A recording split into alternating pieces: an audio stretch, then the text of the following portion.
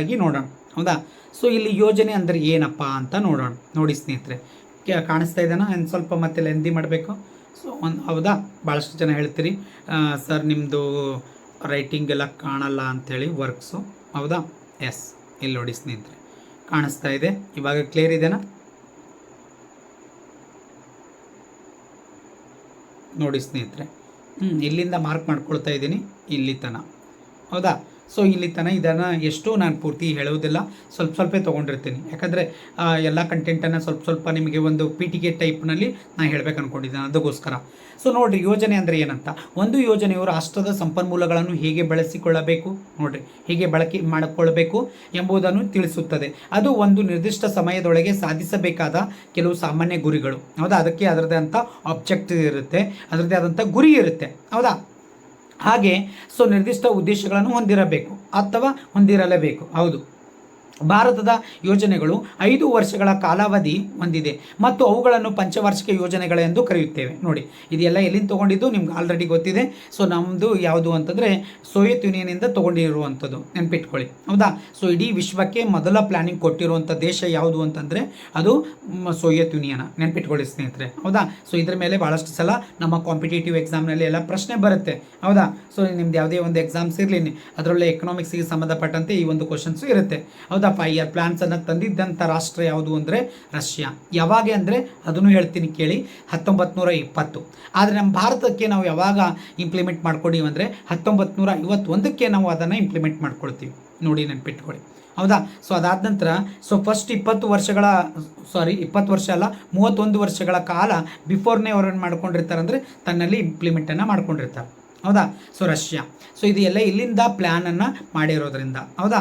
So ಅದಕ್ಕೋಸ್ಕರ ಒಂದು ಕಡೆ ಹೇಳ್ತಾರೆ, ಒಂದಿಷ್ಟು ಎಕನಾಮಿಕ್ಸ್ಗಳೆಲ್ಲ ಏನು ಮಾಡ್ತಾರೆ ಅಂದರೆ, ಸೊ ಅಮೇರಿಕ ಎಷ್ಟು ದೊಡ್ಡ ಪ್ರಮಾಣದಲ್ಲಿ ಬೆಳೀತಲ್ಲ, ಅದು ಒಂದು ಕೇವಲ 4 ಯೋಜನೆಗಳಲ್ಲಿ ಅದು ಕೆಲಸ ಮಾಡಿದೆ ಅಂತ.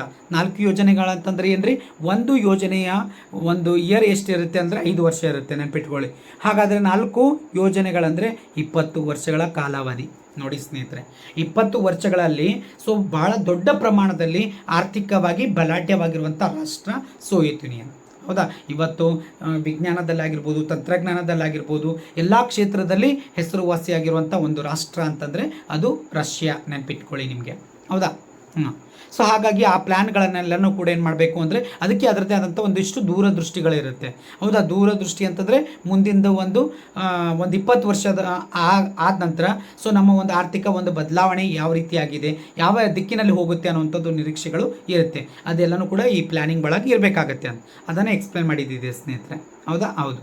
ಸೊ ನೆಕ್ಸ್ಟ್ ನೋಡಿ, ಪಂಚವಾರ್ಷಿಕ ಯೋಜನೆಯ ಗುರಿಗಳು. ಇದು ಭಾಳ ತುಂಬ ಇಂಪಾರ್ಟೆಂಟ್ ಆಗಿರುವಂಥದ್ದು. ಹೌದಾ? ಇದರೊಳಗೆ ಸೊ ಏನಂದರೆ ಪಂಚವಾರ್ಷಿಕ ಯೋಜನೆಗಳ ಒಳಗೆ ಸೊ ಏನಾಗಿದೆ ಅಂದರೆ 4 ಗುರಿಗಳನ್ನಾಗಿ ನಾವು ಇಟ್ಕೊಂಡಿದ್ದೀವಿ ಸ್ನೇಹಿತರೆ. ಹೌದಾ? ಅದರೊಳಗೆ ಸೊ 1ನೇದು ಗುರಿ ಅಂತಂದರೆ ಸೊ ನೆನ್ಪಿಟ್ಕೊಡ್ರಿ, ಬೆಳವಣಿಗೆ ಅಂದರೆ ಆರ್ಥಿಕ ಬೆಳವಣಿಗೆ, ಆನಂತರ ಆಧುನೀಕರಣ, ನೆಕ್ಸ್ಟು ಸ್ವಾವಲಂಬನೆ, ಸಮಾನತೆ ಅಂತ. ಹೌದಾ? ನೆನ್ಪಿಟ್ಕೊಡ್ರಿ, growth, okay, modernisations, self reliance, then ಇನ್ನೊಂದು ಇಕ್ವಿಟಿ ಅಂತ. ಈ 4 ಅಂಶಗಳನ್ನು ಇಟ್ಟುಕೊಂಡು ಇಡೀ ಭಾರತ ವ್ಯವಸ್ಥೆಯನ್ನು ನಾವು ಕಟ್ಟಲಿಕ್ಕೆ ಪ್ರಯತ್ನ ಮಾಡಿದ್ದೀವಿ.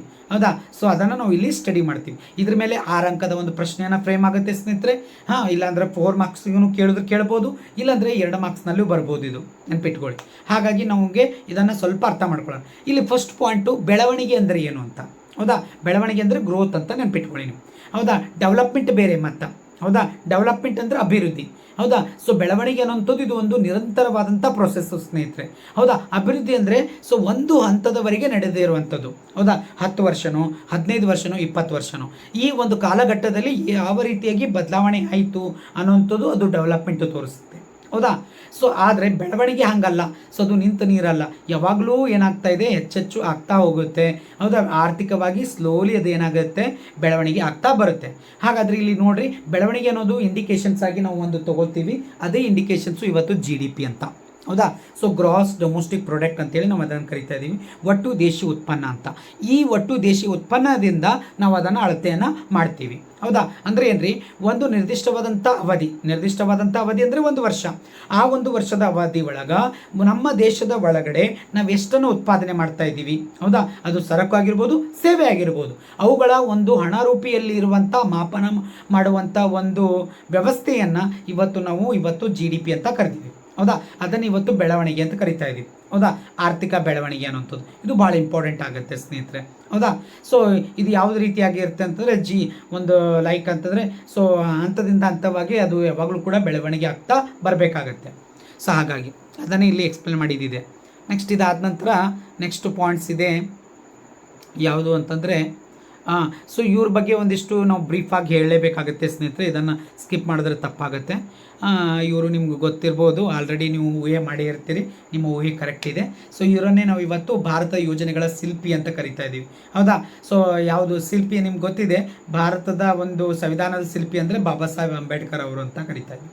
ಆದರೆ ನಿಜವಾದಂಥ ಭಾರತದ ಒಂದು ಯೋಜನೆಗಳ ಶಿಲ್ಪಿ ಅಂತಂದರೆ ಸೊ ಇವತ್ತು ಮಹಾಲ್ನೋಬಿಸ್ ಅಂತ ನಾವು ಅವರನ್ನು ಗುರುತಿಸಬೇಕಾಗತ್ತೆ. ಇವರು ಆ್ಯಕ್ಚುಲಿ ಎಕನಾಮಿಕ್ಸ್ಗಿಂತಲೂ ಜಾಸ್ತಿ ವರ್ಕ್ ಮಾಡಿರೋದು ಸಂಖ್ಯಾಶಾಸ್ತ್ರಜ್ಞ ಆಗಿ ಕೆಲಸ ಮಾಡಿದ್ದಾರೆ ಸ್ನೇಹಿತರೆ, ನೆನಪಿರಲಿ ನಿಮಗೆ. ಹೌದಾ, ಸೊ ಇವರ ಒಂದು ಇದರಿಂದನೇ ಸೊ ಇವತ್ತು ಯೋಜನೆಗೆ ಭಾಳಷ್ಟು ಒಂದು ಮೆರಗನ್ನು ಬಂದಿರುವಂಥದ್ದು.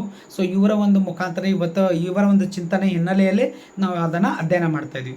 ಆದರೆ ಸೊ ಇಲ್ಲಿ ಏನಾಗ್ತಾ ಇದೆ, ಮುಂದೆ ಏನಾಗ್ತಾ ಇದೆ, ಒಂದಿಷ್ಟು ಜನರು ಇವರ ಒಂದು ಏನಂತೀರಿ ವಿಶ್ಲೇಷಣೆಯನ್ನು ಮತ್ತು ಒಂದಿಷ್ಟು ಜನನ ಏನು ಮಾಡ್ತಾ ಇದ್ದಾರೆ, ಸೊ ಯಾವುದು ಅಂತಂದರೆ ಈ ಒಂದು ಅವರ ವಿಚಾರವನ್ನು ಒಂದಿಷ್ಟು ಜನ ಅಲ್ಲಗಳಿತಾರೆ. ಅವರು ಏನಂತಂದರೆ ಲೈಕ್ ಸಮಾಜವಾದಿ ಒಂದು ತತ್ವಗಳ ಏನು ಪ್ರಬಲವಾಗಿ ಆ ಟೈಮಿಗೆ ಏನಾಗ್ತವೆ, ಟೀಕೆಗೆ ಒಳಗಾಗುತ್ತೆ. ಹೌದಾ, ಆ ಟೀಕೆಗೆ ಒಳಗಾದಾಗ ಅವಾಗ ಅದನ್ನು ಮನಗಾಣಿಸಿ ಏನು ಮಾಡ್ತಾ ಇದ್ದಾರೆ ಅಂದರೆ ಅವರ ಒಂದು ವಿಚಾರವನ್ನು ಒಂದಿಷ್ಟು ಜನ ಅವಾಗ ಅಲ್ಲಗಳಿತಾರೆ. ಅಲ್ಲಗಳಿದಾಗ ಅದನ್ನು ಬಿಟ್ಟು ಮತ್ತೆ ಬೇರೆ ಒಂದು ಕಾನ್ಸೆಪ್ಟನ್ನು ಇಟ್ಕೊಂಡು ಮುಂದುವರಿಬೇಕಾಗತ್ತೆ. ಈ ಥರ ಒಂದಿಷ್ಟು ಗೊಂದಲಗಳಿದೆ. ಅದು ಏನೇ ಇದ್ರೂ ಸಹ ಒಂದು ಭಾರತ ದೇಶದ ಒಂದು ಅಭಿವೃದ್ಧಿ ಆಗಬೇಕಾದ್ರೆ ಇಲ್ಲಿ ಇವರ ಒಂದು ಮಹತ್ವವಾದಂಥ ಒಂದು ರೂಲ್ ಇದೆ ಅಂತ ನಾವು ಅದನ್ನು ಪರಿಗಣಿಸಬೇಕಾಗತ್ತೆ. ಸೊ ISI ಅನ್ನುವಂಥ ಒಂದು ಸಂಸ್ಥೆಯನ್ನು ಹುಟ್ಟಾಕಿದವರು ಇವರು. ಹೌದಾ, ಸೊ ಭಾಳಷ್ಟು ಹೆಸರುವಾಸಿಯಾಗಿರುವಂಥ ಒಂದು ಸೈಂಟಿಸ್ಟ್ಗಳಾಗಿರುವಂಥ ಒಂದು ಸೊ ಅದು ತಂಡ ರೀ. ಆ ತಂಡದಲ್ಲಿ ಇವ್ರು ಕೆಲಸ ಮಾಡಿರುವಂಥವ್ರು. ಹೌದಾ, ನೆನಪಿಟ್ಕೊಳ್ಳಿ. ಅದರಿಂದ ಫೆಲೋಸಫಿನೂ ಕೂಡ ಅವ್ರಿಗೆ ಸಿಕ್ಕಿರ್ತದೆ. ಹೌದಾ, ಇದೆಲ್ಲ ಇದೆ. ಸೊ ಅದು ತುಂಬ ಲೆಂದಿ ಆಗುತ್ತೆ, ಅದಕ್ಕೆ ನಾನು ಅದನ್ನು ಜಾಸ್ತಿ ತೊಗೊಂಡಿಲ್ಲ ಸ್ನೇಹಿತರೆ. ಹೌದಾ, ಹಾಂ. ಸೊ ನೆಕ್ಸ್ಟ್ ನೋಡಿ ಆಧುನೀಕರಣ. ನೆಕ್ಸ್ಟ್ ಏನಿದೆ, ಆಧುನೀಕರಣ. ಹೌದಾ, ಆಧುನೀಕರಣ. ಸೊ ಏನಿದೆ ಆಧುನೀಕರಣ ಅಂದರೆ ಮಾಡರ್ನೈಜೇಷನ್ಸ್ ಅಂತ ನೀವು ಕರಿಬೋದು. ಹೌದಾ, ಏನಿದೆ ನೋಡಿರಿ, ಆಧುನೀಕರಣ ಅಂತಂದರೆ ಹೊಸ ವಿಚಾರವನ್ನು ಅಳವಡಿಸ್ಕೊಳ್ಳೋದು. ಅದು ಉತ್ಪಾದನೆ ಕ್ಷೇತ್ರದಲ್ಲಿ ಆಗಿರ್ಬೋದು. ಹೌದಾ, ನಮ್ಮ ವಿಚಾರಕ್ಕೆ ಸಂಬಂಧಪಟ್ಟಂತೆ ಆಗಿರ್ಬೋದು. ಹೌದಾ, ಯಾವೆಲ್ಲ ಕ್ಷೇತ್ರದಲ್ಲಿ ಅವಶ್ಯಕತೆ ಇದೆ, ಹೊಸ ಹೊಸ ತಂತ್ರಜ್ಞಾನ ಸಿಗ್ತಾ ಇದೆ, ಜ್ಞಾನ ಸಿಗ್ತಾ ಇದೆ, ಅದನ್ನು ಬಳಸ್ಕೊಂಡು ಮುಂದುವರಿಯುವಂಥ ಒಂದು ವ್ಯವಸ್ಥೆ, ಇದನ್ನು ನಾವು ಆಧುನೀಕರಣ ಅಂತ ಕರಿತಾ ಇದ್ದೀವಿ. ನೋಡಿ ಸ್ನೇಹಿತರೆ, ಆವಾಗ ನಿಮ್ಗೆ ಗೊತ್ತಿದೆ ಆಲ್ರೆಡಿ ಏನಂದರೆ ಕೃಷಿ ಕ್ಷೇತ್ರದಲ್ಲಿ ಸಾಕಷ್ಟು ಬದಲಾವಣೆ ಆಗುತ್ತೆ. 1960 ಮಧ್ಯದಿಂದ 1970 ಮಧ್ಯದಲ್ಲಿ ಏನಾಗುತ್ತೆ ಅಂತಂದರೆ ನಮ್ಮ ಭಾರತ ದೇಶದಲ್ಲಿ ಆಹಾರ ಒಂದು ಭದ್ರತೆಗೋಸ್ಕರ ಹೊಸ ಹೊಸ ತಳಿಗಳನ್ನು ಅಲ್ಲಿ ನಾವು ಕಂಡುಹಿಡಿತೀವಿ. ಹೌದಾ, ಅದ್ರಾಗ MS ಸ್ವಾಮಿನಾಥನ್ ಅಂತ ನೀವು ಕೇಳಿರ್ಬೋದು.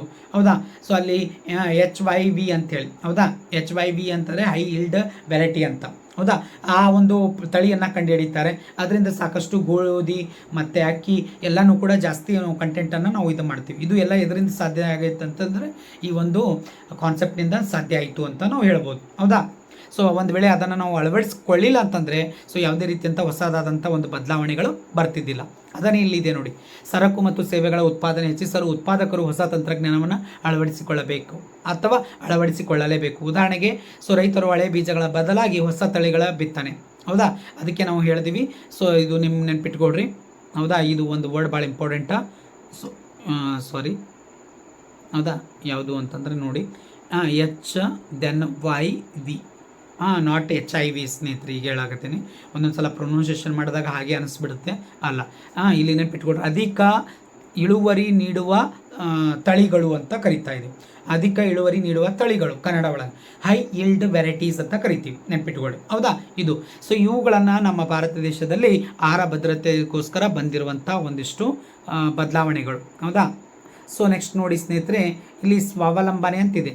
ಹೌದಾ, ಏನಿದೆ ಸ್ವಾವಲಂಬನೆ ಅಂದರೆ ಸೆಲ್ಫ್ ರಿಲಯನ್ಸ್ ಅಂತ ಕರಿತಾ ಇದ್ದಾರೆ.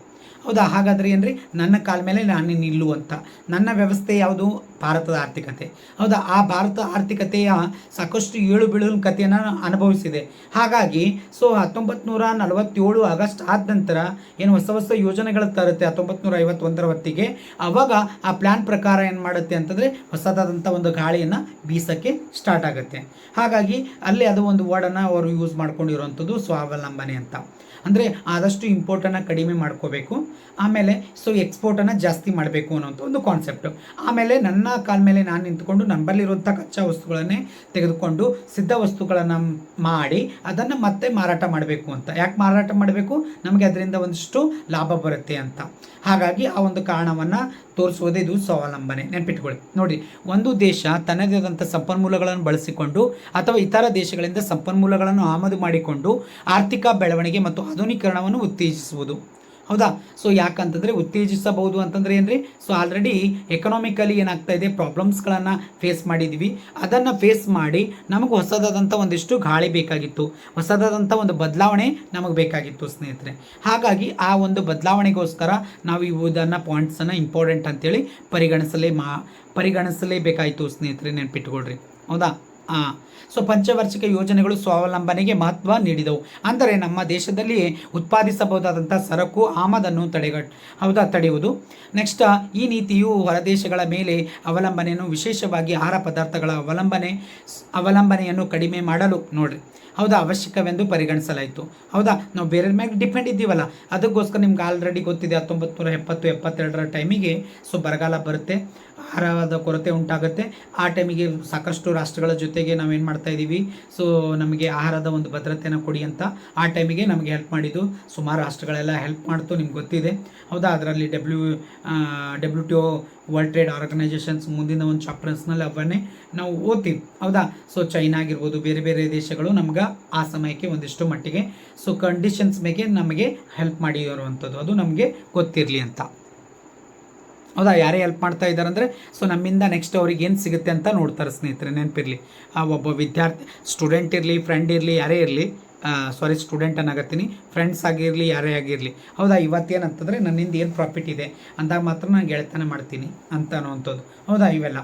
ಹಾಗಾಗಿ ಅದೇ ರೀತಿಯಾಗಿ ಸೊ ಒಂದಿಷ್ಟು ಇವೆಲ್ಲ ಎಕನಾಮಿಕಲಿನೂ ಕೂಡ ಈ ಕಾನ್ಸೆಪ್ಟ್ನ ಮೇಲೆ ಸ್ಟಡಿ ಮಾಡಿದ್ವು. ಅದಾದ ನಂತರ ಸಮಾನತೆ, ನೋಡಿ ಇಕ್ವಿಟಿ ಅಂತ ಕರಿತಾ ಇದ್ದೀವಿ, ಸಮತೆ ಅಂತಲೂ ಕೂಡ ಕರೀತಾರೆ.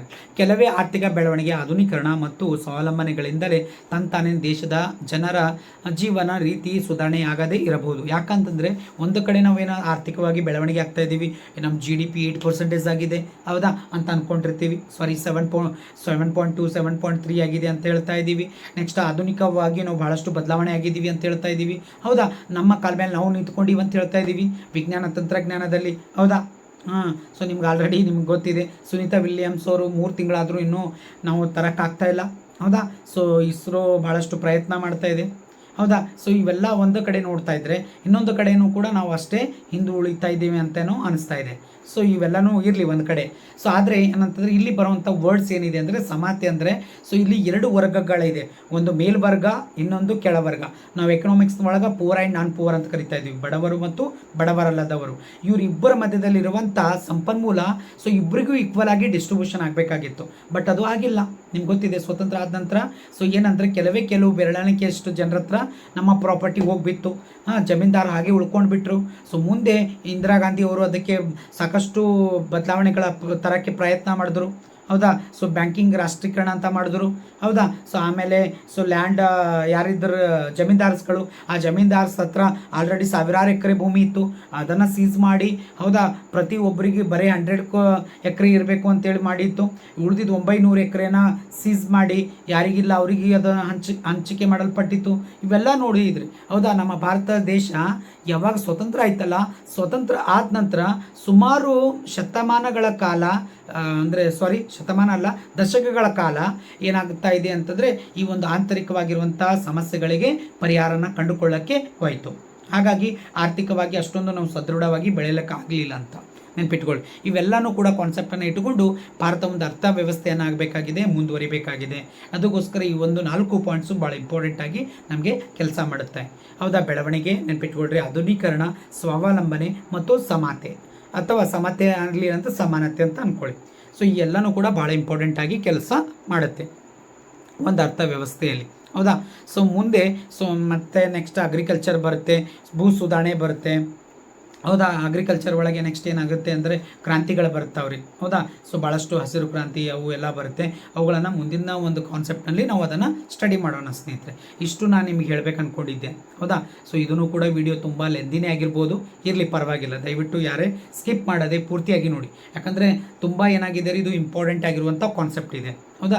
ನಿಮಗೆ ಎನ್ಬಾಲಿಗೆ ಬರಲಿಲ್ಲ ಎಕ್ಸಾಮ್ಸಿಗಂದ್ರೂ ಟೆನ್ಷನ್ ತೊಗೊಳ್ಳೋದಿಲ್ಲ. ಬಟ್ ಇದು ನಿಮ್ಮ ನಾಲೆಜ್ಗೋಸ್ಕರ ತುಂಬ ಹೆಲ್ಪ್ ಆಗುತ್ತೆ ಕಾಂಪಿಟೇಟಿವ್ಗೆ. ಸೊ ಈ ಥರನೇ ಒಂದು ನಮಗೆ ಕಂಟೆಂಟ್ ಬೇಕಾಗುತ್ತೆ ಸ್ನೇಹಿತರೆ. ಹೌದಾ. ಹೌದು. ಸೊ ಯಾರೆಲ್ಲ ಪ್ರಥಮ ಬಾರಿಗೆ ನೋಡ್ತಾ ಇದ್ರಿ, ಸೊ ನನ್ನ ವಿಡಿಯೋವನ್ನು ನೋಡಿದ್ದಕ್ಕಾಗಿ ತುಂಬ ಹೃದಯದ ಧನ್ಯವಾದಗಳು. ಮತ್ತು ಎಲ್ಲರಿಗೂ ಕೂಡ ಶೇರ್ ಮಾಡಿ ಸಬ್ಸ್ಕ್ರೈಬ್ ಆಗಿ. ಧನ್ಯವಾದಗಳು.